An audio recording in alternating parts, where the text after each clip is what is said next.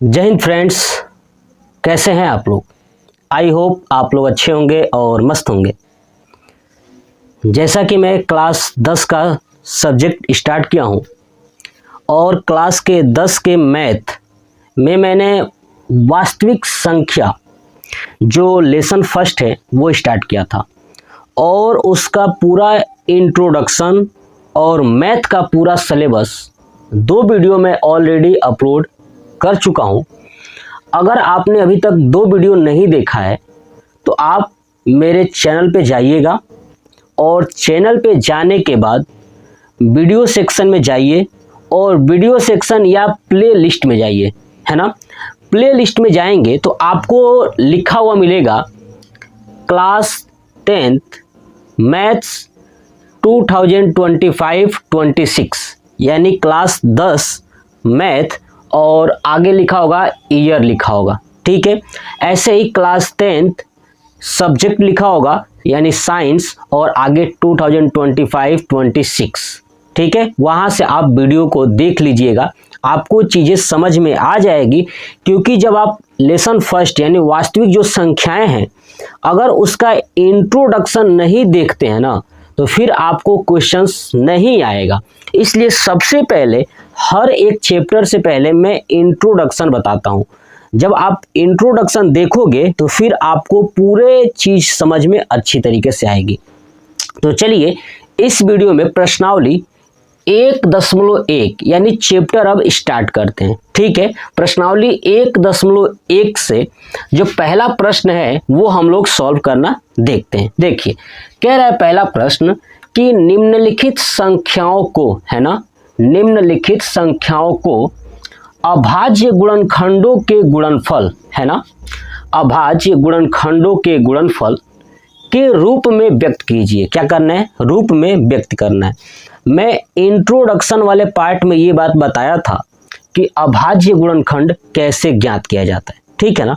तो देखिए ये हमारे पास प्रश्न है ना, ये है प्रश्न और इन सभी संख्याओं को अभाज्य गुणनखंड के रूप में बताना है। तो चलिए मैं एक एक संख्या को बिल्कुल ही बेहतरीन तरीके से सॉल्व करके दिखाता हूं और आप देखिए और कॉपी पेन ले लीजिए, रफ ले लीजिए, आप रिवाइज करिए, नोट्स करिए मेरे साथ साथ और उसको बार बार रिवाइज करिएगा और नोट्स जरूर बनाइएगा। चलिए देखिए पहला प्रश्न, पहला है 140।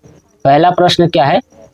140 यानी जो 140 संख्या है उसे अभाज्य गुणनखंडों के गुणनफल के रूप में व्यक्त करना है। तो क्या लिखूंगा? सबसे पहले नीचे लिखूंगा कि 140 का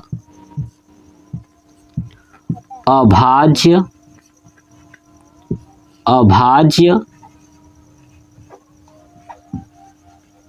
गुणनखंड, है ना, यही तो बताना है, बराबर।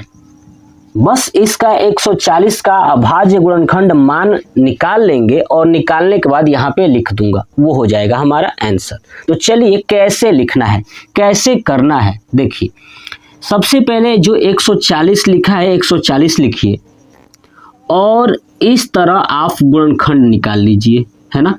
देखिए 140 किससे कटेगा? 2 से कटेगा, तो लिख दूंगा 2 यानी 70 बार में। फिर ये 70 कटेगा 2 से 35, फिर ये 35 कटेगा 5 से, 5 7 35 और ये 7 है ये 7 से ही कटेगा, 7 एकम 7। तब तक काटना है जब तक कि नीचे 1 ना आ जाए, ठीक है ना। तो ये कट गया। कटने के बाद जो ये संख्याएं बनी हैं इसी को लिख देना है। पहले क्या है? 2 यानी 2, फिर 2 मल्टीप्लाई 2, सबको मल्टीप्लाई के रूप में ही लिखना है। तो 2 मल्टीप्लाई 2 मल्टीप्लाई 5 मल्टीप्लाई 7 यानी 5 मल्टीप्लाई 7। बात क्लियर हुई? अब देखिए 2 कितने बार हैं? 2 बार हैं, तो इसको मैं ऐसे लिख सकता हूँ 2 के पावर 2, फिर मल्टीप्लाई 5 मल्टीप्लाई 7। बात क्लियर हो गई? ये हो गया 140 का अभाज्य गुणनखंड, ये हो गया हमारा आंसर। क्या हो गया? आंसर। बात क्लियर हुई? समझ में आया ना? बहुत ही आसान है। सबसे पहले ऐसे तोड़ के देखना है। मैं आगे आपको ये भी समझाऊंगा कि कैसे तोड़ना है और चीज़ों को कैसे आसान करना है। चिंता मत करिए, ये टोटल 5 प्रश्न में आपको पूरा कॉन्सेप्ट सिखा दूंगा कि कैसे तोड़ना है, ठीक है।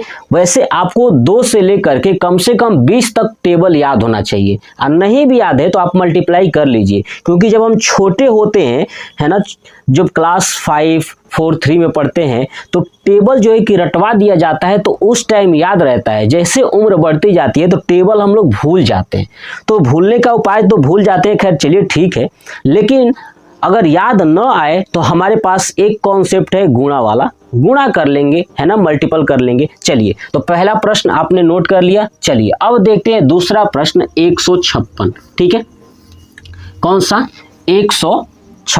तो चलिए दूसरा देखते हैं। और देखिए, आप लोग बार बार मैं कहूँगा एक ही चीज़ कि आप चीज़ों को रिवाइज थोड़ा सा करते रहिए।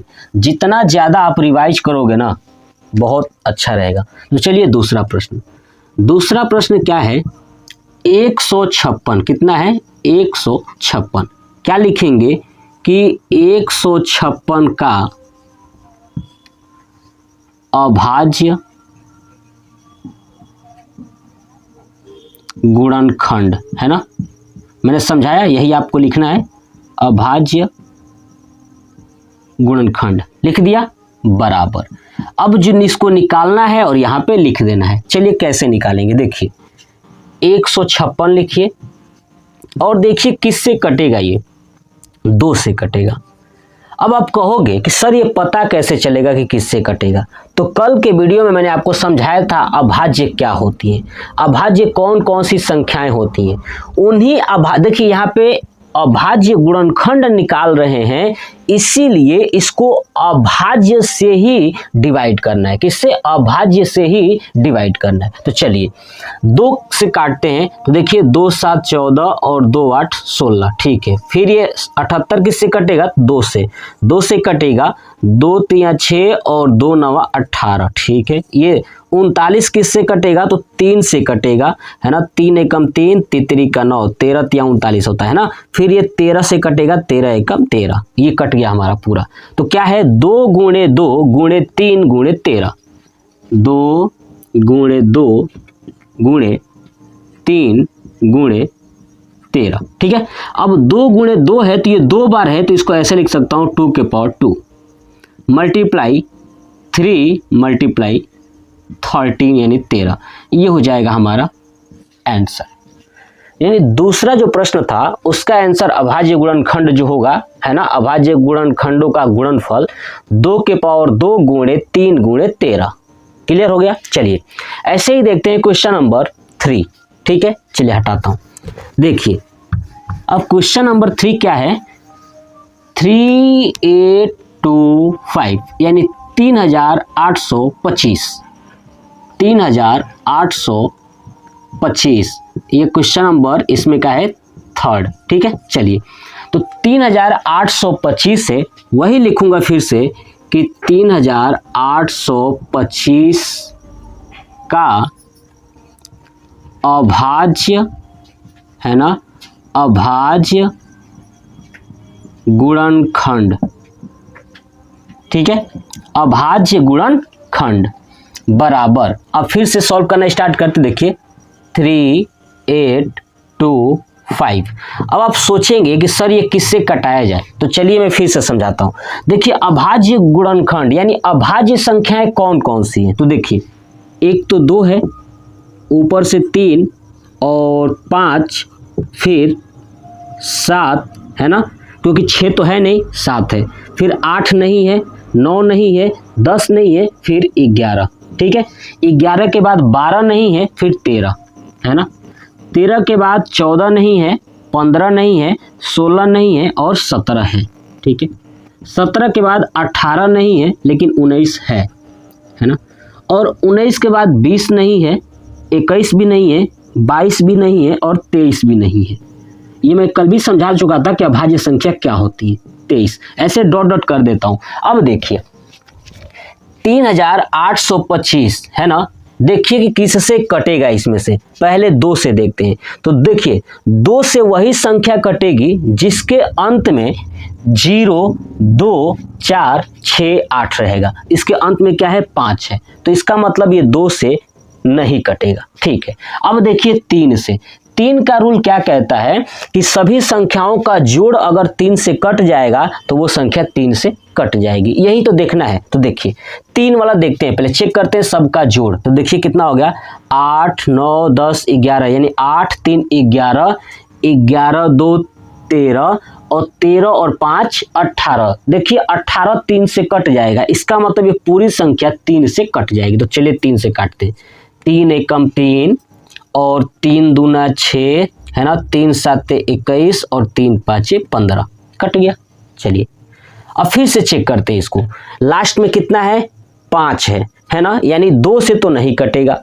3 से फिर से चेक करते हैं जोड़ के। देखिए 2 और 1 3, 3 और 7 10, 10 5 15, कट जाएगा 3 से, है ना। तो 3 से काट देता हूँ। 3 से 3 चौक 12 और 3 से ये 7 कटेगा। भाग आप दे सकते हैं ना, मैं दिमाग में दे रहा हूं तो आप भी दिमाग में सीखने की कोशिश करिए। देखिए 3 चौक 12 और 3 दूना 6 और 3 पाँचे 15, हो गया ये।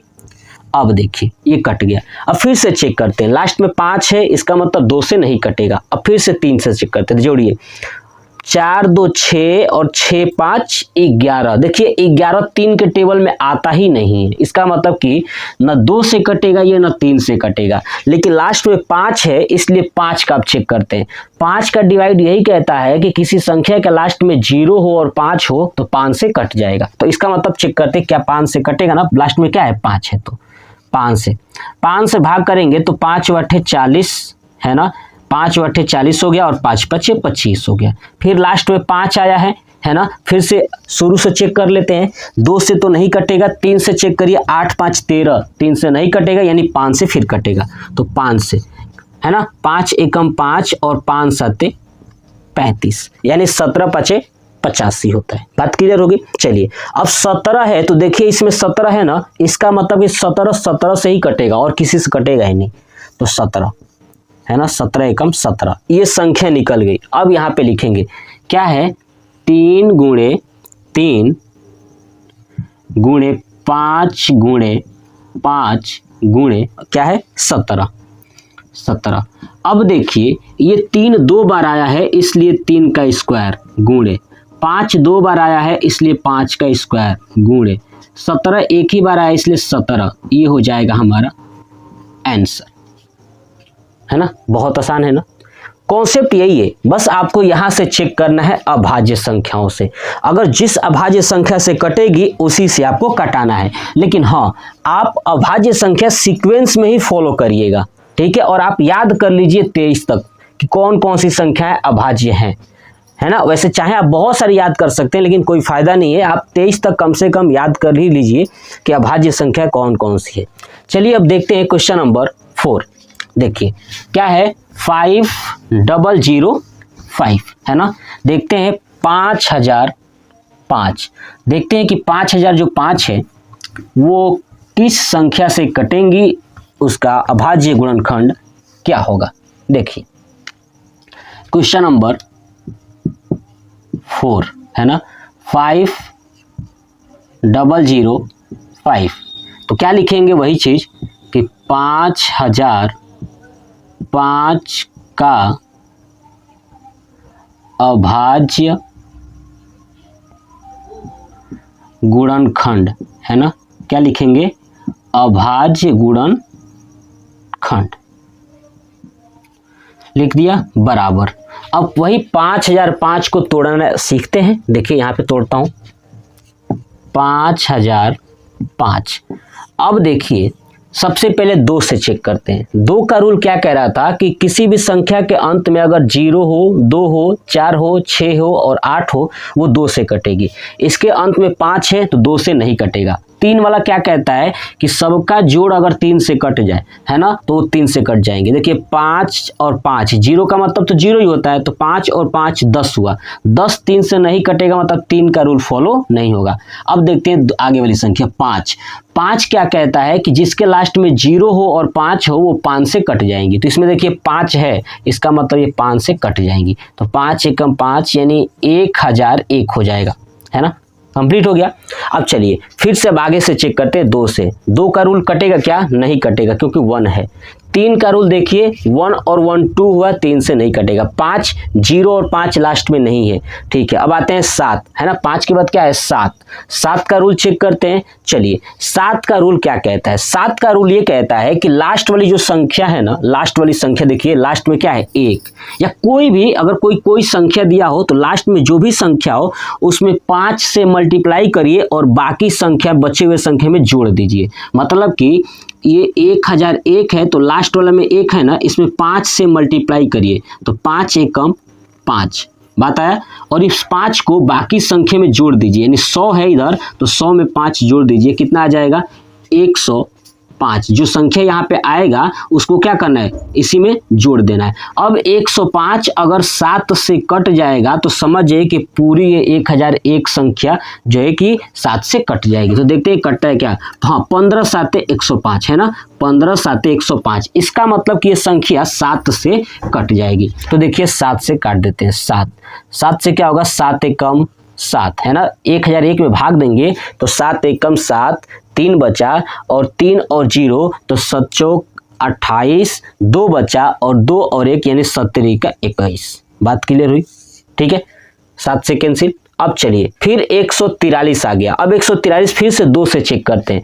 2 से कटेगा नहीं, लास्ट में नहीं है। 3 से 4 3 7 और 1 8 नहीं कटेगा। 5 से 0 और 5 नहीं है, लास्ट में नहीं कटेगा। 7 से फिर से चेक कर लेते हैं। 7 दूना 14 और 3 बच गया, नहीं 7 से नहीं कटेगा। 11 से चेक करते हैं। 11 एकम 11 और 3 और 3 33, हाँ 11 से कट जाएगा। देखिए 11 एकम 11 और 11 3 33। आगे समझ में। अब क्या बचा है 13 बचा है, तो 13 देखिए उसमें है यानी 13 से ही कटेगा, ये सिर्फ 13 एकम 13। अब ये जो संख्या आई है इसको लिख देना है क्या, 5 गुणे 7 गुणे 11 गुणे 13। ये हो जाएगा हमारा क्वेश्चन नंबर 4 का आंसर। बात समझ में आ गई। कैसे निकालना है यही आपको चीजें सीखनी है। जो मैंने संख्या लिखा है यह अभाज्य संख्या है और इसी अभाज्य संख्या का प्रयोग करके हमें निकालना है, क्योंकि यहाँ पे अभाज्य गुणनखंड ही लिखा गया है। चलिए अब देखते हैं क्वेश्चन नंबर 5, 7429। देखिए 7429 क्या कह रहा है। क्वेश्चन नंबर 5 7429, तो क्या लिखेंगे कि 7429 का अभाज्य गुणनखंड है ना, यही तो लिखना है बराबर। अब 7429 का करना स्टार्ट करते हैं। 7429 देखिए किससे कटेगा, शुरू से चेक करेंगे ना 2 से। अब 2 से लास्ट में 9 है, नहीं कटेगा। 3 का देखते हैं। 7 4 11, 11 2 13, 13 और 9 10 11 12 यानी 22। 3 से नहीं कटेगा। 5 का रूल देखिए लास्ट में 9 है तो 0 5 होना चाहिए ना, नहीं कटेगा। 7 से चेक करते हैं। 7 का ये कटेगा कि नहीं कटेगा, है ना। जो 7429 है वो 7 से कटेगा कि नहीं कटेगा, ठीक है। तो क्या करना था, लास्ट वाली संख्या में 5 से मल्टीप्लाई करिए, 9 5 45 और इसमें जोड़ दीजिए। 742 में 45 जोड़ दीजिए, कितना होगा 5 2 7 है ना, 4 4 8 यानी 787। 787 देखिए क्या 7 से कटेगा क्या, 7 एकम 7 नहीं कटेगा, 8 7 एकम 7 ये 17 हो गया और ये 17 नहीं कटेगा 7 से, यानी 7 का रूल भी नहीं लगेगा यहाँ पे। चलिए 7 के बाद क्या आता है 11। 11 का रूल देखिए क्या कहता है कि संख्याओं को छोड़ छोड़ के जोड़िए। देखिए 4 और 2 इसको छोड़ के जोड़िए, बीच वाला छोड़ दीजिए। देखिए 7 और 2 है ना, छोड़ छोड़ के संख्या जोड़िए। 7 को 2 के साथ और 4 को 9 के साथ, और उसके बाद उनको घटाइए। घटाने के बाद अगर 0 आता है या 11 का मल्टीपल आता है तो इसका मतलब वो 11 से कटेगी। तो जोड़िए 7 2 9 हो गया और 9 और 4 13 हो गया। 13 में से 9 गया तो 4 बचा, क्या मतलब 4 तो कटेगा ही नहीं 11 से, इसका मतलब ये नहीं कटेगा 11 से। फिर देखते हैं 13, क्या देखते हैं 13 का देखते हैं कि क्या ये 13 का डिवाइड है तो देखिए भाग देंगे 7429, क्योंकि 13 का रूल ही नहीं है कि मैं बता सकूं। तो चलिए ये है 13 लिखता हूं, अब 13 से डिवाइड करके देखता हूं, ऐसे ही चेक करते जाएंगे आगे की तरफ। देखिए 13 से अगर देखते हैं डिवाइड करते हैं तो क्या होगा, देखिए अगर मैं 7 से करता हूं 13 7 91 हो जाएगा, तो ये 74 ही है, 91 तक नहीं जाएगा। 5 से देखता हूं तो 13 5 65, ये हो सकता है 13 5 65, क्योंकि अगर 6 बार करता हूं तो 78 हो जाएगा, है ना, 13 6 78 हो जाएगा। चलिए तो ये नहीं, अब यहाँ पे घटाते हैं, देखिए 74 में से 65 जाएगा तो क्या बचेगा 9, और यहाँ पे हो जाएगा 92, है ना, ऊपर से 2 आएगा तो 13 7 91, क्या होगा 91, और 2 में से 1 गया, 1 ये कट गया, यहाँ पे बचा 19। अब 13 से तो 19 कटेगा नहीं, मतलब कि 13 का रोल भी यहाँ पे नहीं लगेगा। अब क्या बचा है 17, अब 17 का चेक करते हैं, 17 से काटते हैं, क्या है 7429 को 17 से काटते हैं। देखिए 17 से काटेंगे तो 17 चौक क्या होता है, 17 चौक 68 होता है, तो 17 चौक 68 हो गया, है ना। अब यहाँ से देखेंगे तो 8 है, तो 8 6 14 यानी 6, अब नीचे हो गया 2 यानी 62, है ना। ठीक है, 17 चौक 68 होता है ना, तो ये मैंने लिखा और ये घटा दिया। ठीक है, 14 में से 8 गया तो 6 और यहाँ पे 2। अब 17 तियां 51, है ना, 3 बार में 17 तियां 51। ठीक है, तो यहाँ पे क्या बचा 1 और 1 और ये आ गया 9। ठीक है, ये हुआ। अब देखिए 17 के 119 कटेगा कि नहीं कटेगा, तो 17 7 119, 17 7 ही क्या होता है 119, यानी 17 का रूल काम कर गया यहाँ पे, तो 17 से कटा। चलिए लिखता हूँ 17 कितनी बार में 4 3 7, 4 3 और 7 कट गया ना ये। चलिए यहाँ तक हो गया, कॉन्सेप्ट समझ में आ रहा है ना। चलिए अब देखिए हमारे पास क्या बचा है 4 3 7। अब 4 3 7 को देखते हैं किससे कटेगा, क्या 2 से कटेगा, नहीं कटेगा, क्योंकि लास्ट में 7 है। 3 से 4 3 7 7 7 14, 3 से नहीं कटेगा। 5 का रूल तो है नहीं, क्योंकि लास्ट में 0 5 है नहीं। 11 का देख लेते हैं, 11 3 33, 33 अगर करेंगे तो 107, 11 के टेबल में 107 नहीं आएगा, मतलब नहीं कटेगा। 13 से चेक करते हैं, है ना, 13 से करेंगे तो 13 से करते हैं, 13 तियां 39, देखिए लिख देता हूँ 13 तियां 39। ठीक है, और यहाँ पे 9 4 बचा और 7, 13 के पहाड़ में 47 नहीं आता है, मतलब 13 से भी नहीं कटेगा। तो फिर किससे चेक करेंगे, अब आगे फिर से चेक करते हैं कि 17 से कटेगा कि नहीं कटेगा। तो 17 से फिर लिखता हूँ, क्या होगा 437। देखिए करता हूँ 17 दूना 34, है ना, और 17 तियां 51 हो जाएगा तो महंगा हो जाएगा, तो 17 दूना 34, है ना, 17 दूना 34, और ये हो गया 4। अब यहाँ पे 9 बचा और 7, है ना, 9। अब 17 के टेबल में 97 आता ही नहीं, क्योंकि 13 7 91 होता है, 17 से नहीं कटने वाला। अब आगे चलते हैं, 17 के बाद क्या है 19 है, तो 437 भागे 19। चलिए 19 का देखते हैं, 19 दूना 38, 19 तियां 57 होता है, तो 2 बार में लेके जाएंगे 38, है ना, और 43 में से 38 घटा देंगे तो क्या होगा 5 होगा और ये 7 होगा। 19 तियां 57, देखिए कट गया, है ना, इतना थोड़ा सा पेचीदा था ये। तो कितनी बार 19 किससे कटा 19 से, कितनी बार में 23 बार में। अब देखिए अब 23 को काटना है, हमें पता है कि 23 तो अभाज्य खुद है, अपने आप को खुद काट लेगी, 23 से कट जाएगा, 23 से कब 23। कॉन्सेप्ट क्लियर हुआ। इसका मतलब कि पूरा कंप्लीट, लास्ट में 1 आ गया, तो क्या हो गया 17 19 23, यानी 17 गुणे 19 गुणे 23, ये हो गया हमारा अभाज्य गुणनखंड का गुणनफल, ये 7429 का। चलिए देखते हैं प्रश्न संख्या दूसरा क्या कह रहा है।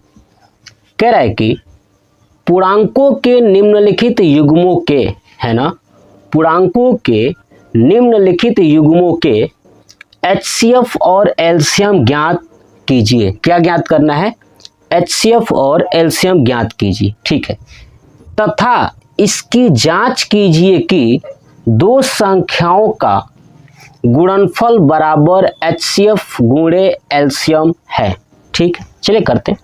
पहला प्रश्न है 26 और 91, यानी 26 और 91 का HCF और LCM दोनों ज्ञात करना है। और जब HCF और LCM ज्ञात कर लेंगे उसके बाद इसकी जांच करनी है कि जो ये दो संख्या है इसका गुणनफल और जो HCF और LCM आया है उसका गुणनफल बराबर है कि नहीं है। चलिए प्रश्न को सॉल्व करते हैं। पहला प्रश्न 26 और 91, लिखता हूं 26 और 91। नीचे क्या लिखेंगे कि 26 का अभाज्य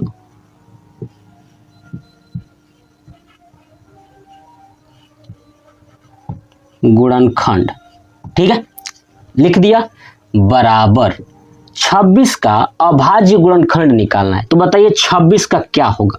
अब 26 को पहले चैप्टर में अभाज्य गुणनखंड निकालना सिखाया था। देखिए लास्ट में 6 है, 2 से कटेगा ना तो क्या हो जाएगा 2 गुणे 13, ये होगा अभाज्य गुणनखंड, है ना।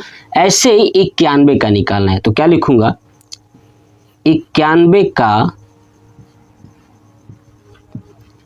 अभाज्य गुणनखंड, है ना। 91 किससे कटेगा, देख रहे हैं 7 के टेबल में आता है ना, तो 7 गुणे 13 होगा, 13 7 91 होता है। तो 91, देखिए छोटा वैल्यू है तो ये याद है टेबल, तो आप यहाँ से लिख लेंगे, लेकिन जो बड़ी वैल्यू होगी वहाँ पे याद नहीं होगा तो हम कैसे करेंगे ये भी मैं बता चुका हूँ। देखिए इसका हो गया, ठीक है। अब क्या निकालना है हमें, HCF और LCM। तो लिखूंगा कि अब यहाँ पे नीचे 26 और 91 का HCF बराबर, ठीक है। HCF क्या होता है कि जो दोनों ये गुणनखंड निकाले हैं ना, इन दोनों में कौन सी ऐसी संख्या है जो मैच कर रही। तो देखिए 13 और 13, 7 ऊपर नहीं है, 2 नीचे नहीं है, केवल 13 ही मैच कर रहा है, तो वही होता है HCF। HCF कितना आ गया 13। ऐसे ही 26 और 91 का LCM क्या होगा, LCM क्या कहता है कि जो संख्या मैच करेगी वो भी लिखना है और जो नहीं करेगी वो भी लिखना है। तो देखिए 13 मैच कर रहा था तो 13 मैंने लिख दिया। अब क्या है 2 नहीं कर रहा था और 7 भी, इसको भी लिख देना है, 2 गुणे 7, है ना। अब इसको मल्टीप्लाई कर देना है, क्या करना है, इसको मल्टीप्लाई कर देना है। तो देखिए कैसे करेंगे, है ना। इसको 13 दूना 26 कर दीजिए, 13 7 91, 13 7 91 गुणे 2 यानी 182, है ना, 182। ये हो गया हमारा HCF और ये हो गया LCM जो हमसे पूछा था। लेकिन अब कह रहा है कि जांच भी कीजिए, क्या कीजिए, जांच कीजिए। तो यहाँ पे लिखूंगा अब जांच, है ना। और जांच में ये क्या लिखा है कि दो संख्याओं का गुणनफल, आप वही लिख दीजिएगा यहाँ पे कि दो संख्याओं का गुणनफल, है ना, बराबर HCF गुणे LCM, यहाँ पे है ना।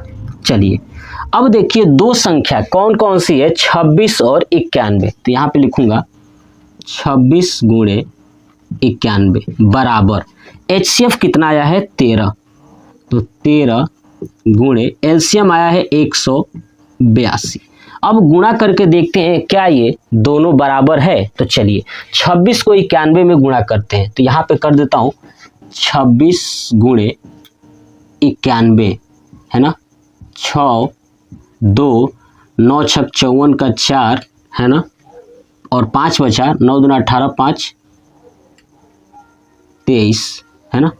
तो 6 6 3 2 यानी 23 66 लिख दूंगा, 23 66 बराबर 13 को 182 में गुणा करना है। इसको भी करते हैं 182 गुणे 13, 3 दूना 6, अतरी का 24 का 4 और 2, 3 एकम 3 और 2 5, फिर 1 2 8 और 1 6 6 8 5 13 1 1 2 यानी 23 66। ये भी क्या आ गया 23 66। इसका मतलब जो हमने 26 और 91 का HCF और LCM निकाले हैं वो हमारा करेक्ट है। ये हमारा जांच भी हो गया, जो कि हमसे कहा था कि जांच भी करिए। तो ये हो गया हमारा पहले प्रश्न का आंसर। समझ में आ गया। दूसरे का पहला जो था इस पूरा कंप्लीट हो गया। आप इसका स्क्रीनशॉट ले लीजिए। चलिए अब करते हैं दूसरा प्रश्न, है ना। दूसरा प्रश्न क्या है तो 510 और 92 कितना है 510 और 92। ठीक है, चलिए देखिए। अब जो है बहुत ही आसानी से आपको चीजें समझाता हूं। दूसरा देखिए क्या है 510 और 92। तो लिखूंगा 510 और 92। नीचे क्या लिखेंगे कि 510 का अभाज्य गुणनखंड, क्या लिखेंगे अभाज्य गुणनखंड बराबर। अब चलिए इसका निकालते हैं। देखिए अब ये बड़ा डिजिट है तो मैं बताया था 510 है, तो बताइए कौन से अभाज्य से कटेगा। तो लास्ट में 0 है तो 5 से कटेगा, है ना, या 2 से कटेगा। यही ना बात हुई, तो 2 से कटाते हैं। देखिए 2 दूना 4, 4 हो गया। ठीक है, 2 5 10 और 2 5 10। अब ये 5 आ गया है तो 5 से ही कटेगा, 5 से। 5 5 25, 5 एकम 5। ठीक है, अब ये 51 है ना। तो 51 किससे कटेगा तो देखिए 2 से नहीं कटेगा, 3 से 5 और 1 6 कट जाएगा। देखिए 3 से कटेंगे तो 3 एकम 3 और 2 बचा, 3 7 21, है ना, 17 51 और 17 खुद अभाज्य है तो 17 एकम 17 पूरा कट गया। तो क्या बचा 510 का अभाज्य गुणनखंड क्या बना 2 गुणे, है ना 3, है ना 3 या 5 5 10 2 12। देखिए अगर मैं यहाँ पे देखूँ ये भी 3 से कट रहा है ना, 2 5 5 ये 3 से कट रहा है। तो मैं इसको ना करके वही करता हूँ, पहले वही छोटा छोटा काट लेता हूँ। देखिए तो इससे काटा 2 से, तो 2 दूना 4, 2 5 10, है ना, और 2 5 10, फिर 5 5 10 2 12। 3 से कट रहा है ना, 3 से काटिए, 3 से 3 वाटे 24, 3 5 15। ठीक है, फिर ये कटेगा किससे अब 3 से 8 5 13 नहीं कटेगा, 5 से कटेगा सीधे।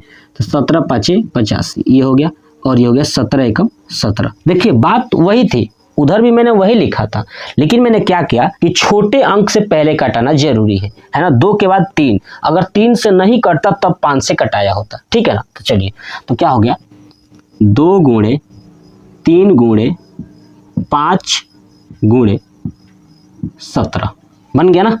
ये 510 का अभाज्य गुणनखंड। ऐसे किसका बनाना है 92 का। तो क्या लिखूंगा 92 का अभाज्य गुणनखंड। क्या लिखेंगे 92 का अभाज्य गुणनखंड। अब देखिए 92, अब 92 को लास्ट में 2 है ना, देखिए 92 तो ये किससे कटेगा 2 से कट जाएगा। तो 2 चौक 8, 2 छक 12, 6 आया तो 2 से कट जाएगा फिर से। 2 दूना 4 और 2 3 6 यानी 23।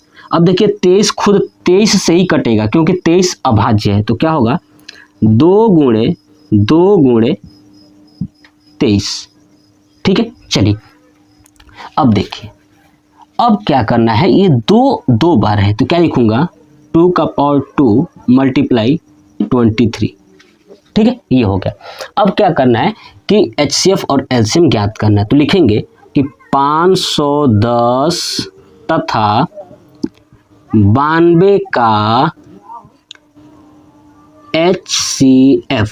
ठीक है, और HCF क्या होता है जो दोनों संख्या में मैच करे, है ना। इन दोनों संख्याओं का जो गुणनखंड है इसमें मैच करे। तो देखिए यहाँ पे 2 है, यहाँ पे 2 के पावर 2 है। हमें पता है कि 2 मैच कर रहा है, लेकिन यहाँ पे 2 अकेले हैं, लेकिन यहाँ पे 2 लोग हैं। तो जो छोटका है ना वही लेंगे, तो छोटका 2 लेंगे। तो ये हो गया 2 हो गया। अब क्या 3 है क्या इसमें तो है ही नहीं 3, 5 है क्या? नहीं है। 17 है क्या? नहीं है। तो इसका 510 तथा 92 का जो HCF होगा वो क्या होगा? 2 होगा। बात समझ में आ गई? चलिए अब हमको क्या निकालना है कि LCM। तो क्या लिखूंगा? 510 तथा 92 का LCM। LCM में क्या होता है कि जो मैच करेगा वो भी और जो नहीं करेगा वो भी। तो देखिए हमें पता है कि 2 मैच कर रहा था ना, तो 2 तो छोटा वाला HCF में हो गया, लेकिन बड़ा वाला अब 2 के पावर 2 लेंगे LCM में। तो 2 के पावर 2 गुणे 3 गुणे 5 गुणे 17 गुणे 23, ये होगा हमारा LCM। LCM को आप ऐसे ही रहने दीजिए या आप चाहें तो इसको मल्टीप्लाई कर लीजिएगा, कोई दिक्कत नहीं है, ऐसे ही रहने देते हो। ठीक है, चलिए अब हमें क्या करना है? इनकी जांच करनी है। क्या करनी है? जांच करनी है। तो लिखूंगा क्या चीज? वही कॉन्सेप्ट। ठीक है, आप इसको नोट कर लीजिए। चलिए अब मैं इसे हटा दूं ताकि मैं फिर से कर सकूं। देखिए हटाता हूं इसको।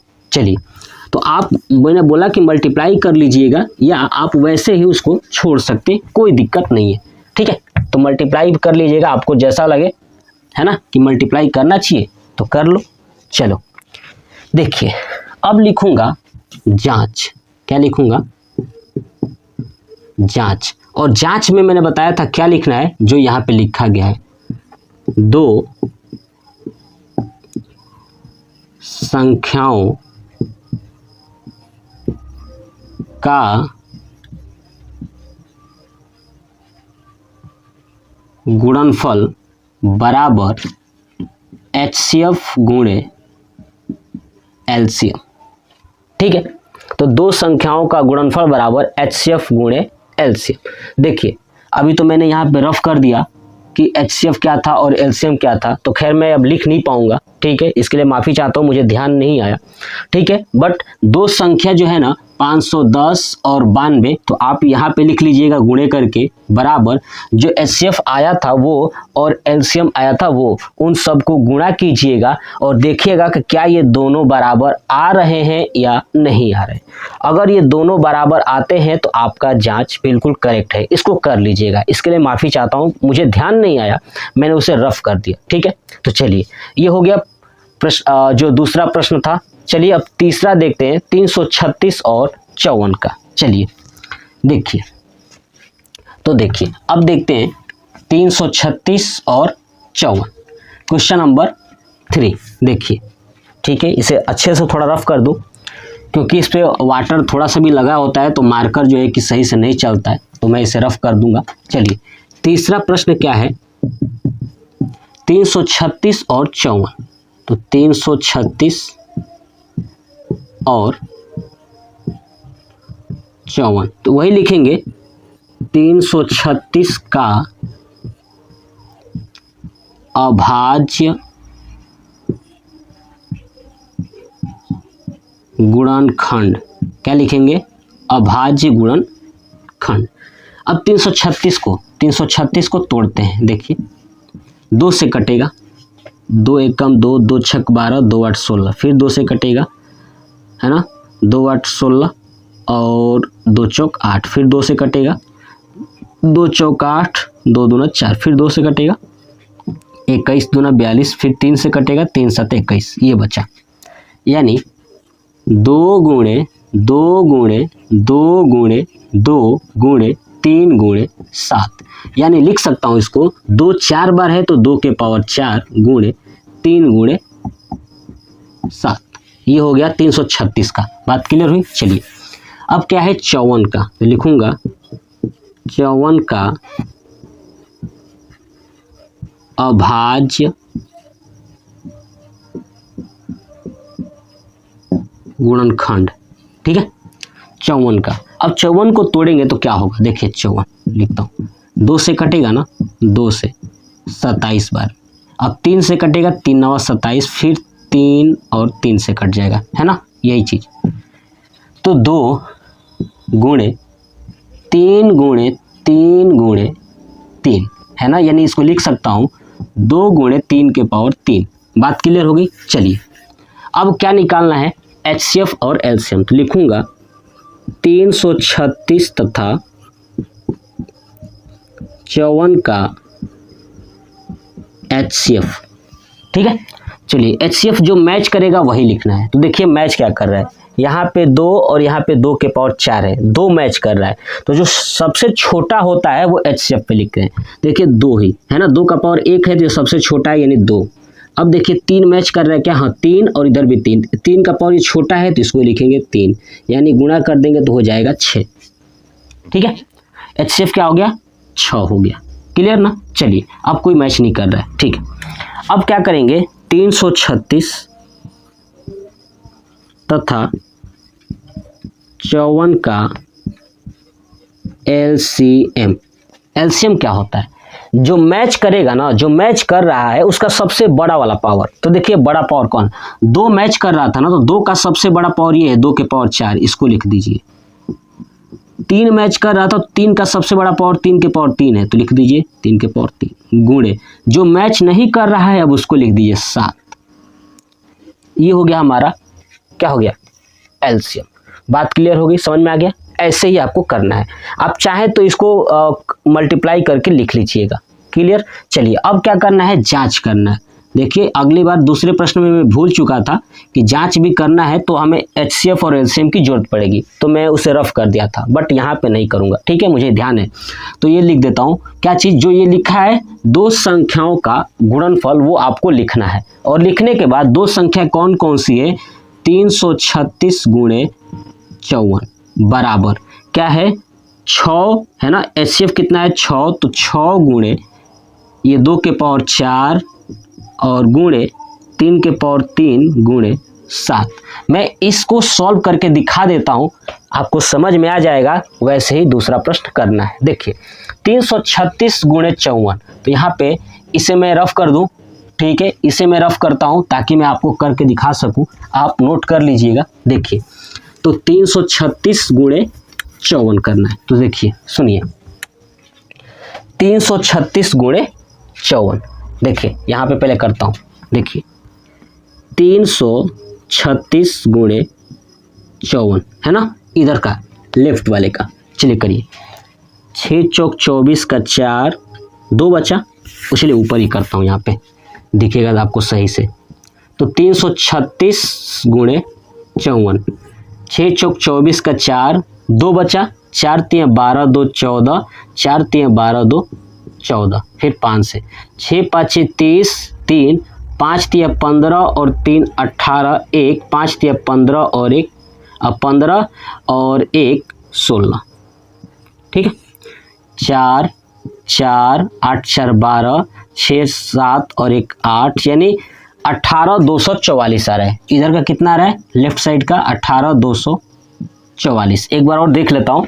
6 चौक 24, 4 3 12 2 14, 4 3 12 सॉरी 4 3 12 और 1 13। देखिए यहाँ पे 13 होगा, गलत हो गया ना। ठीक है, 12 और 2 हुआ था ना, तो 14 हुआ था, और 12 और 1 13 हो गया। ठीक है, 5 से 6 5 30, 5 3 15, 15 और 3 18। ठीक है, 1 5 3 15 और 1 16। ठीक है, 4 4 8 9 10 11 होगा यहाँ पे। ठीक है, और 6 और 1 7 और 1 8, 18 144 होगा। ठीक है, देखिए अगर यही चीज़ थोड़ा सा आपके साथ भी मिस्टेक होगा तो आंसर नहीं आएगा और आपको लगेगा कि पूरा प्रश्न ही गलत है, बट ऐसा नहीं है।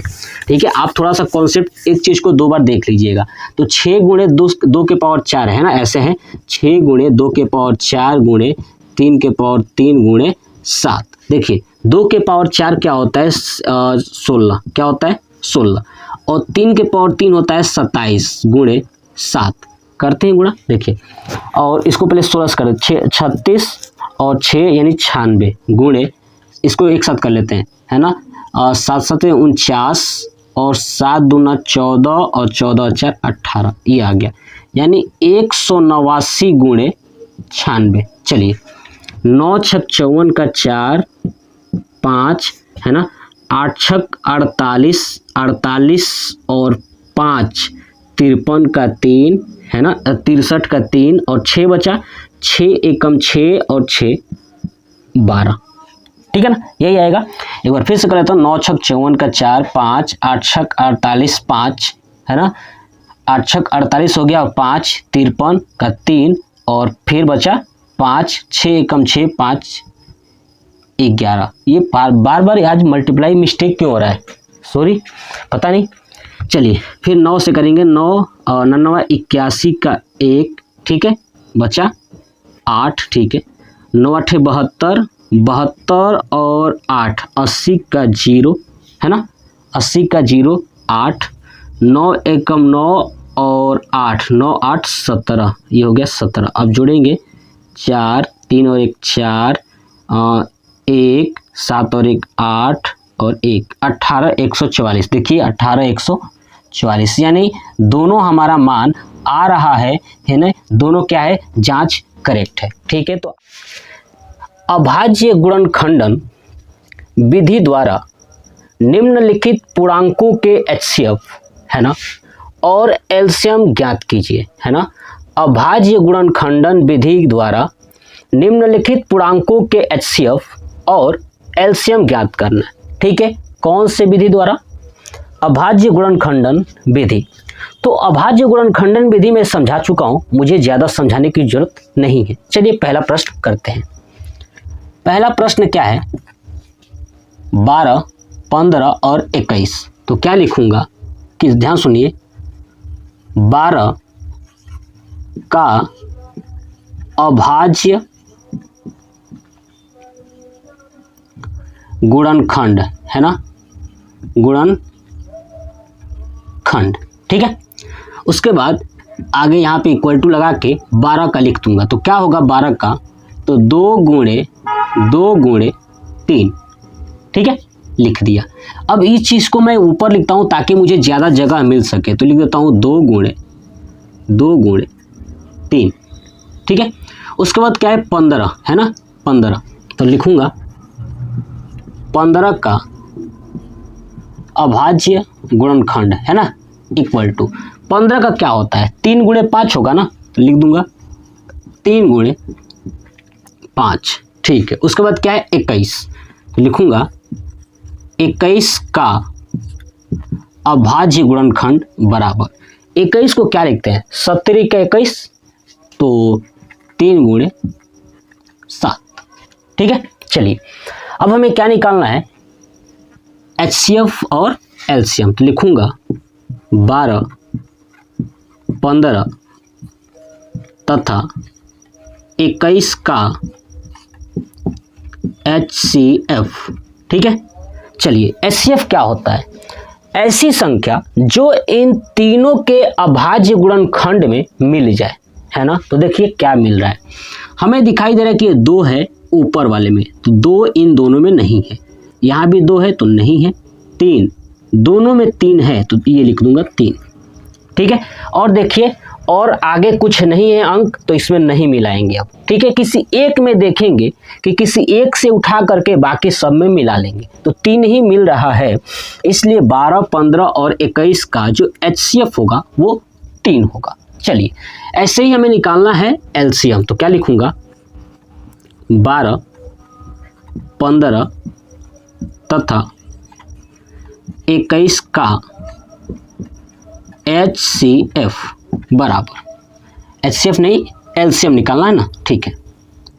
तो LCM, ठीक है। चलिए अब LCM निकालना है, तो मैं बताया था कि जो मैच करेगा उसे भी लिखना है ना, और जो नहीं करेगा उसे भी लिखना है।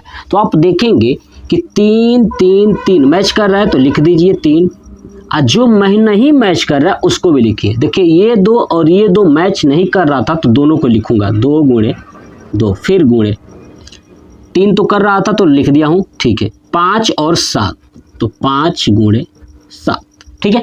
अब इसको मल्टीप्लाई कर दूंगा तो क्या होगा, 3 दूना 6, 6 दूना 12, 12 5 60 और 60 गुणे 7 यानी 420। कितना हो जाएगा 420।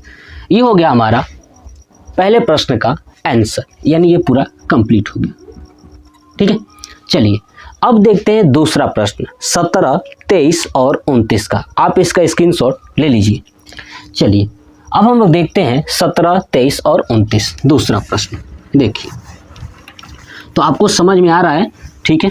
चलिए आप बार बार चीज़ों को रिवाइज करेंगे ना तो समझ में आ जाएगा। देखिए दूसरा प्रश्न वैसे ही लिखना है क्या, 17 का अभाज्य गुणनखंड। लिखूंगा 17 का अभाज्य गुणनखंड, है ना। क्या लिखूंगा, 17 का अभाज्य गुणनखंड। अब बताइए 17 का अभाज्य गुणनखंड यानी 17 को कितने भागों में तोड़ सकते हैं, तो हमको दिखाई दे रहा है कि 1 और 17 के रूप में ही तोड़ सकते हैं। ठीक है, तो यहाँ पे लिख दूंगा 1 गुणे 17। ठीक है, ऐसे ही 23, तो लिखूंगा 23 का अभाज्य गुणनखंड। 23 को कितने रूप में लिख सकते हैं, 1 गुणे 23, इसके अलावा नहीं लिख सकते। ऐसे ही 29 का अभाज्य गुणनखंड। ठीक है, तो 29 को भी 1 गुणे 29 लिख सकता हूँ। बात समझ में आ गई ना। चलिए अब ये हमारे पास हो गया। अब क्या निकालना था, HCF और LCM। तो लिखूंगा 17, 23 तथा 29 का HCF। अब देखिए इन सब में क्या मैच कर रहा है, तो हमको दिखाई दे रहा है एक ही मैच कर रहा है। क्या है, A111। ठीक है, बाकी तो कुछ मैच ही नहीं कर रहा है, तो HCF हो जाएगा 1। ऐसे ही 17, 23 तथा 29 का LCM। ठीक है, तो क्या होगा, LCM जो मैच करेगा वो भी है ना, यानी 1, तो लिखूंगा 1 मल्टीप्लाई, जो नहीं कर रहा था उसे भी लिख देंगे मल्टीप्लाई के रूप में, 17 गुणे 23 गुणे 29। बात क्लियर हुई ना। अब 17 को 23 से गुणा करिए, फिर जो आएगा 29 से गुणा करिए, वो हो जाएगा हमारा आंसर। तो चलिए मैं मल्टीप्लाई कर देता हूँ। देखिए 17 गुणे 23, तो 17 का 21 का 1 2 3 एकम 3 2 5। ठीक है, और 17 दूना 34, ये हो गया 391, और 391 में 29 से गुणा कर दूंगा, 9 एकम 9 99 81। ठीक है, और 29 27 27 और 8 35, 2 से करेंगे 2 एकम 2 2 9 18 1 2 3 6 और 1 7 9 3 3 7 3 10 और 1 11। ठीक है, चलिए 11 339, ये हो जाएगा 11 339, ये हो जाएगा हमारा आंसर। या आप चाहें तो यहीं तक छोड़ सकते हैं, ऊपर वाले तक भी छोड़ सकते हैं, एग्जाम में कोई दिक्कत नहीं। ठीक है, तो आप मल्टीपल कर लीजिएगा, है ना। ठीक है, और नहीं भी करेंगे तो भी कोई दिक्कत नहीं है। तो ये हो गया हमारा आंसर प्रश्न संख्या दूसरे का। राइट, इसका स्क्रीनशॉट ले लीजिए। चलिए अब करते हैं, है ना, प्रश्न संख्या तीसरे का। तो मैं देखिए साइड का बार बार लिखना ना पड़े, इस तरह रहने देता हूँ। ठीक है, और जो है कि हम लोग देखते हैं तीसरे प्रश्न को। चलिए तो मैं चीज़ें समझाऊंगा। देखिए तीसरा प्रश्न कैसे करना है, देखिए तो देखते हैं। देखिए तीसरा है 8 9 और 25। क्या चीज़, 8 9 और 25। तो तीसरा प्रश्न यहाँ पे लिख देता हूँ। वही लिखेंगे 8 का अभाज्य गुणनखंड। ठीक है, उसके बाद 9 का अभाज्य गुणनखंड, उसके बाद 25 का अभाज्य गुणनखंड, है ना। 8 को क्या लिख सकता हूँ, 2 गुणे 2 गुणे 2। ठीक है, 9 को क्या लिख सकता हूँ, 3 गुणे 3। 25 को 5 गुणे 5। ठीक है, चलिए अब हम नीचे लिखेंगे 8 9 तथा 25 का HCF, है ना। ठीक है, उसके बाद नीचे लिख देता हूँ 8 9 तथा 25 का LCM। ठीक है, देखिए HCF, देखिए कौन सी ऐसी संख्या है जो तीनों में मिल रही है ना, तीनों में मिल रही है। तो हमें दिख रहा है कि ऊपर 2 है, तो दोनों में तो 2 है ही नहीं, पूरा 2 2 ही है, तो कहीं नहीं मिल रहा है, यानी कुछ नहीं मिल रहा है, तो क्या होगा, वहाँ पे 1 होगा। राइट, HCF में। ठीक है, कुछ नहीं मिल रहा है तो 1 तो है ना, क्योंकि 1 गुणे 2 गुणे 2 गुणे 2, 1 गुणे 3 गुणे 3, 1 गुणे 5 गुणे 5 हो सकता है। ठीक है, ऐसे ही 8, 9 तथा 25 का एलसीएम ज्ञात करना है। तो एलसीएम में क्या करेंगे, जो मैच कर रहा था वो भी, यानी मैच तो कुछ नहीं कर रहा था तो 1 लिख दिया, तो बाकी सब बचेगा एलसीएम में। तो क्या होगा 2 multiply 2 multiply 2 multiply 3 multiply 3 multiply 5 multiply 5। अब इसको लिखेंगे 2 3 है तो 2 के पावर 3 गुणे 3 2 बार है तो 3 के पावर 2 गुणे 5 2 है तो 5 के पावर 2। ठीक है, आप इससे चाहो तो मल्टीप्लाई कर सकते हैं। चलिए मैं कर देता हूँ। 2 के पावर 3 को करेंगे तो 8 होगा गुणे 3 को 2 बार 9 होगा और 5 को करेंगे तो 25 होगा। ठीक है, चलिए अब 25 को 8 से करेंगे तो 25 वाटे 200 होगा और 200 को 9 में करेंगे तो 9 दूना 18 यानी 1800। ठीक है, क्या होगा 1800। ये हो जाएगा हमारा एलसीएम आंसर हो जाएगा। नंबर 4 कह रहा है कि HCF 306 657 का 9 दिया है ना, यानी दो संख्या है, एक 306 और एक है 657। ठीक है, और इन संख्याओं का जो HCF है वो है 9 है। ठीक है, तो एलसीएम 306 और 657 का ज्ञात करना है ना। एलसीएम ज्ञात करना है 306 और 657 का। चलिए करते हैं प्रश्न को। देखिए सबसे पहले हमें दिया है HCF 306 और 657 का क्या है 9 है ना। तो लिखूंगा दिया है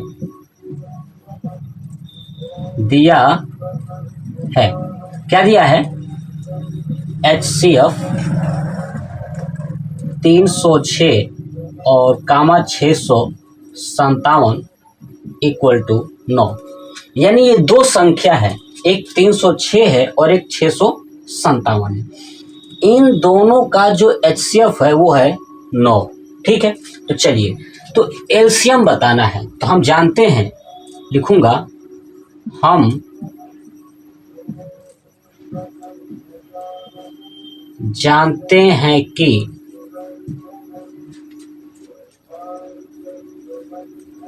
दो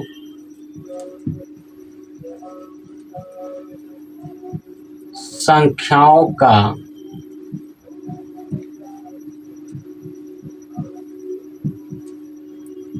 गुणनफल बराबर HCF इंटू एलसीएम है ना, ये हम लोग जानते हैं। ठीक है, अब सुनिए, दो संख्या कौन कौन सा है 306 और 657। तो लिखूंगा 306 गुणे 657 है ना, दो संख्याओं का गुणनफल, तो गुणा कर दिया, और बराबर HCF कितना दिया है 9, क्या दिया है 9 गुणे एलसीएम हमसे पूछा था।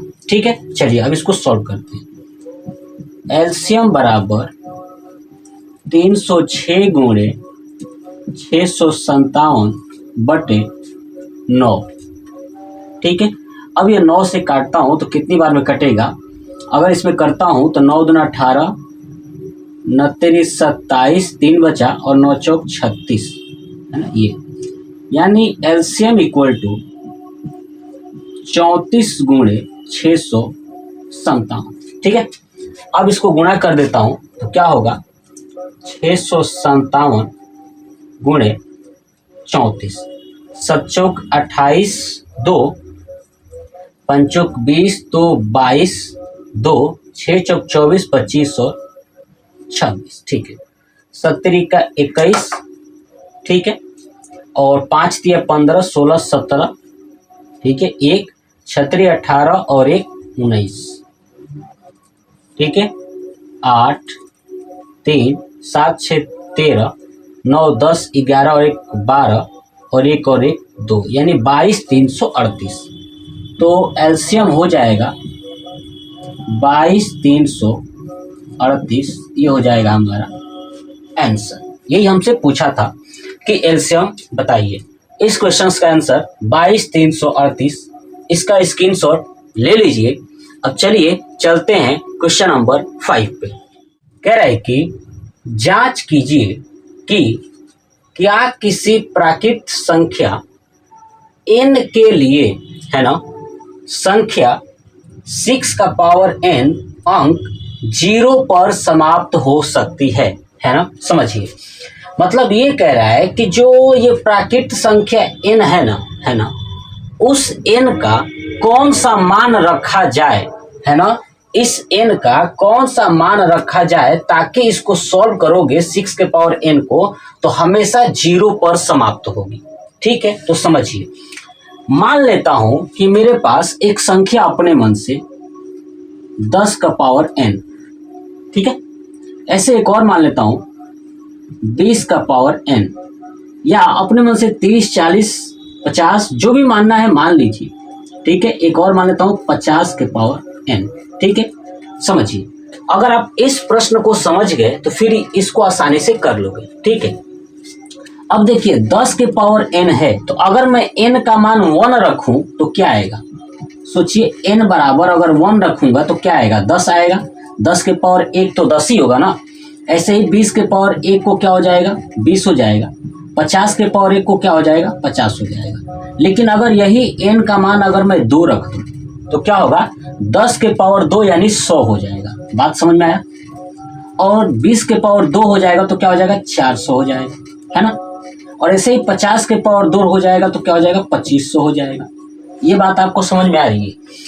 इसका मतलब हमें ये समझ में आ रहा है कि अगर ये संख्या ऐसी संख्या हो जिसके लास्ट में 0 हो, ठीक है, और उसके पावर n है, तो n का कोई भी मान रखा जाएगा तो लास्ट में क्या आएगा, 0 आएगा। देखिए 0 0 0, इसमें भी 0 0 0। कब, चाहे n का मान 1 हो, चाहे 2 हो, चाहे 3 हो, चाहे 4 हो, कोई भी होगा तो 0 आएगा। कब, जब ये संख्याओं के लास्ट में 0 हो। लेकिन यहाँ पे जो संख्या है 6 का पावर n, इस 6 में 0 है ही नहीं। ठीक है, ये बात समझ में आ गई ना। तो अब देखिए आपको क्या देखने को मिलेगा कि जो ये संख्या है 10, ये है 20 और ये है 50। अगर आप इसको तोड़ोगे, 10 को तोड़ोगे तो क्या होगा, 5 गुणे 2, है ना। 20 को तोड़ोगे तो क्या होगा, 5 गुणे 2 गुणे 2। बात समझ में आई। ऐसे ही 50 को तोड़ोगे तो क्या होगा, 5 गुणे 2। बात समझ में आया ना। ठीक है, तो ये समझिए।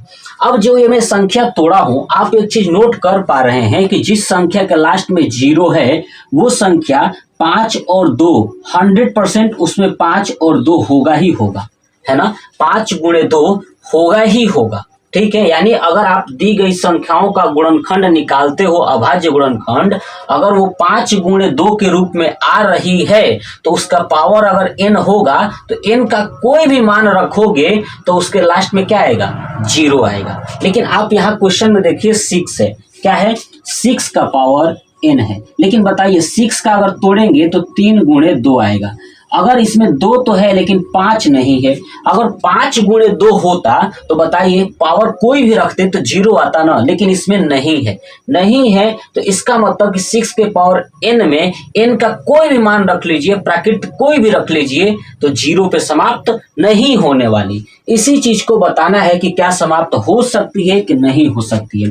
तो आपको समझ में आ गया ना कि समाप्त तब होगी जब दी गई संख्याओं का जो गुणनखंड है वो क्या होगा, तो 2 गुणे 5 के रूप में होगा। ठीक है, यही बात है ना। चलिए, तो ये चीज अब लिखते हैं, कैसे लिखना है समझिए कि कोई भी संख्या 0 पर तब समाप्त होगी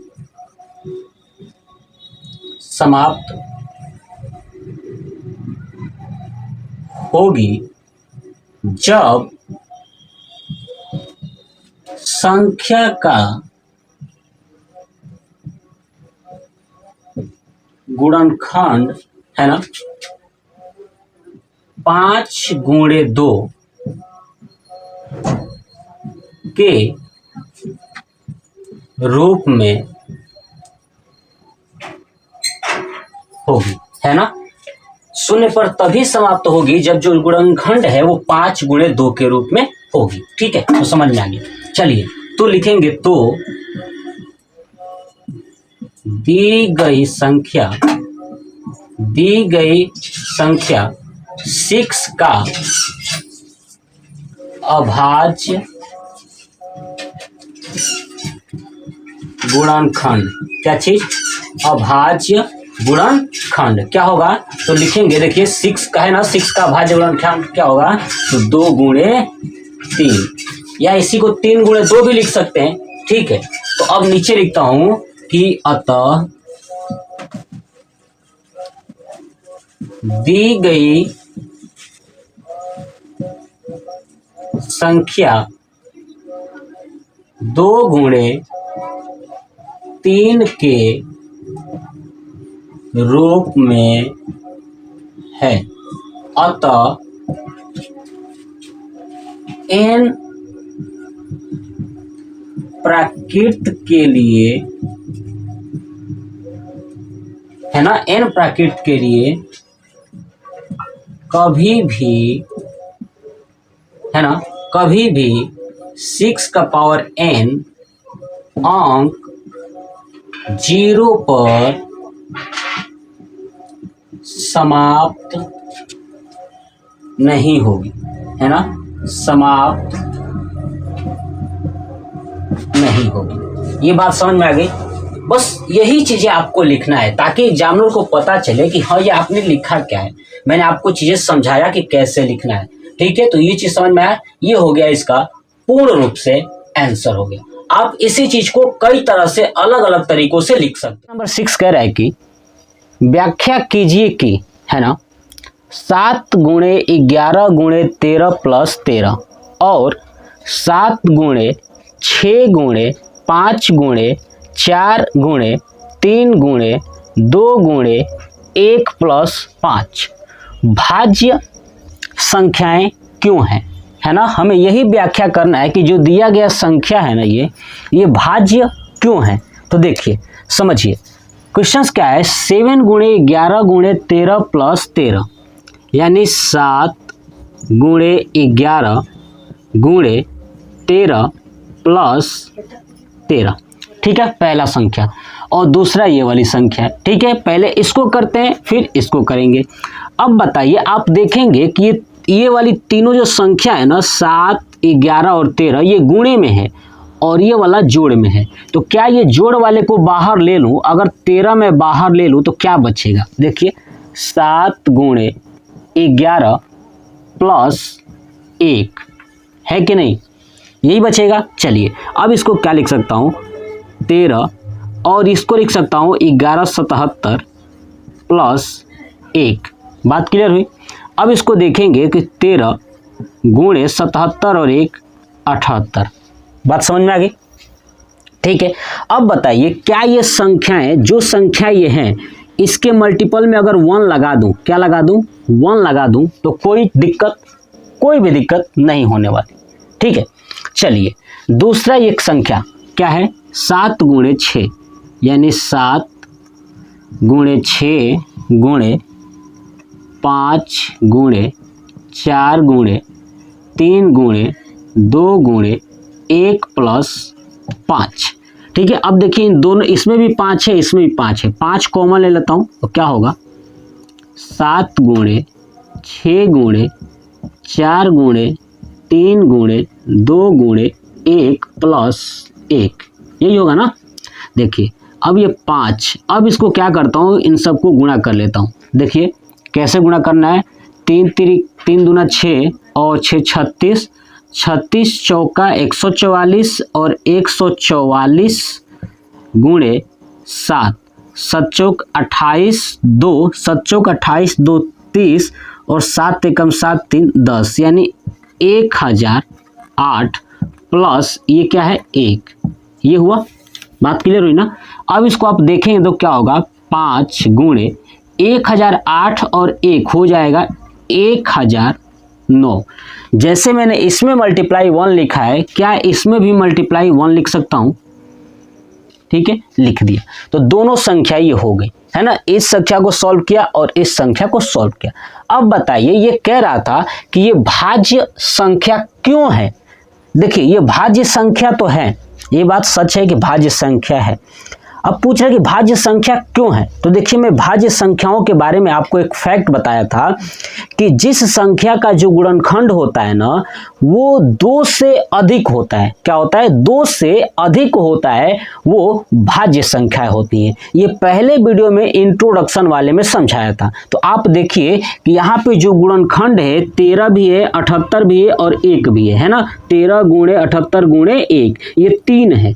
यहाँ भी कितने हैं? तो 3 है। देखिए ये 3 तो है, आप इसे और तोड़ के और बड़ा कर सकते हैं, है ना, और तोड़ के और बड़ा कर सकते हैं। बात समझ में आ गई? ठीक है, ठीक है। अब देखिए, अब ये वाली जो संख्या है इसको भी आप तोड़ के बड़ा कर सकते हो, बट हमें दिख रहा है कि ये 3 यहाँ पे है, ये भी 3 है। इसका मतलब कह सकता हूं नीचे कि दी गई संख्याओं का गुणनखंड 2 से अधिक है। क्या है? 2 से अधिक है, इसलिए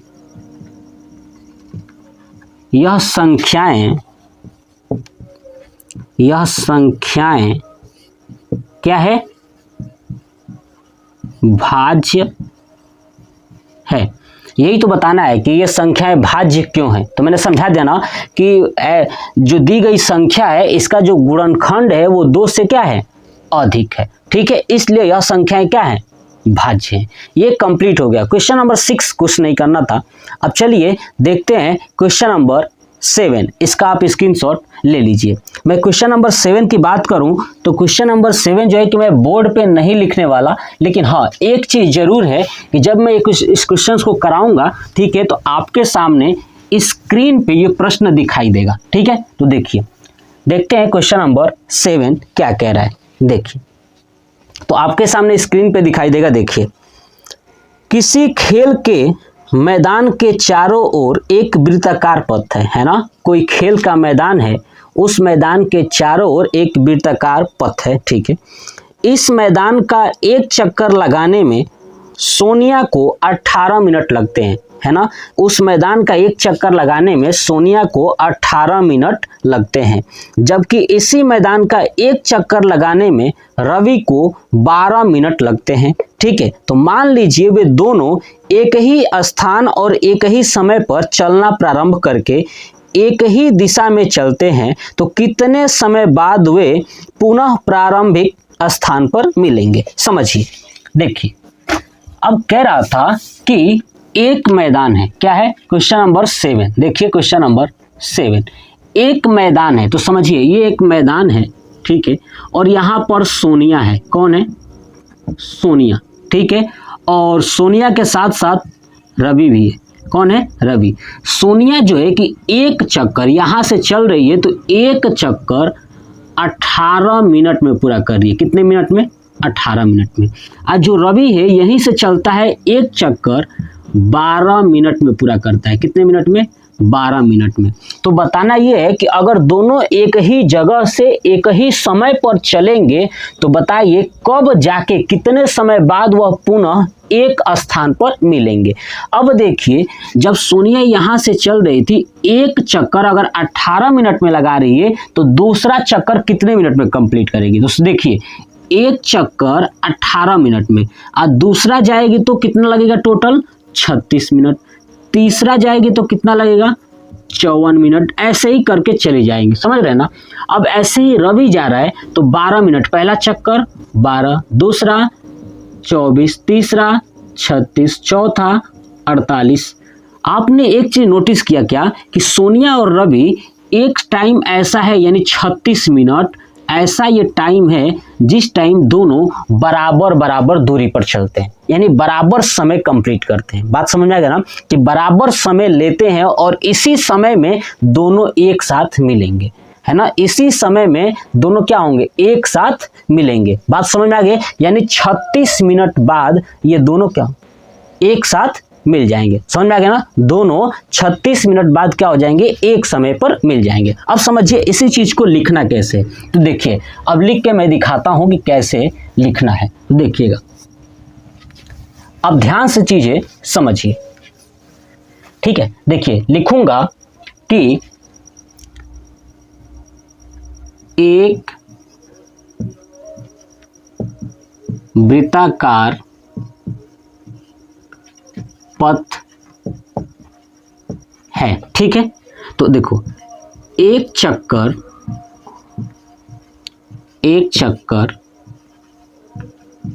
पूरा करने में, एक चक्कर पूरा करने में सोनिया के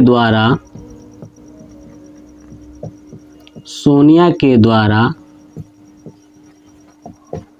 लिया गया समय बराबर कितना मिनट, 18 मिनट। बात समझ में आ गई, कितना मिनट है, तो 18 मिनट है, ठीक। चलिए ऐसे ही लिखूंगा, एक चक्कर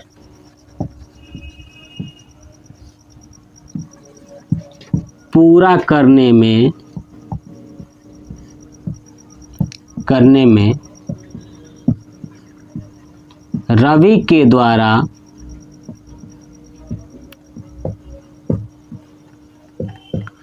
लिया गया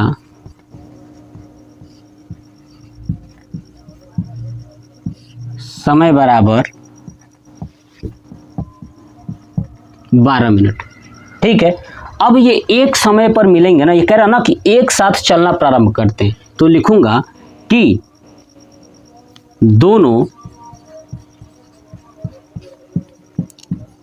एक साथ चलना प्रारंभ करते हैं, ठीक है। तो लिखूंगा क्या, ध्यान सुनिए कि 18 का अभाज्य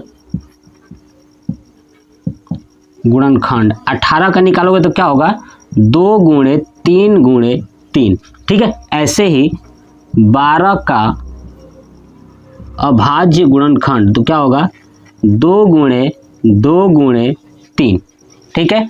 तो लिखूंगा कि एलसीएम बराबर है ना 18 तथा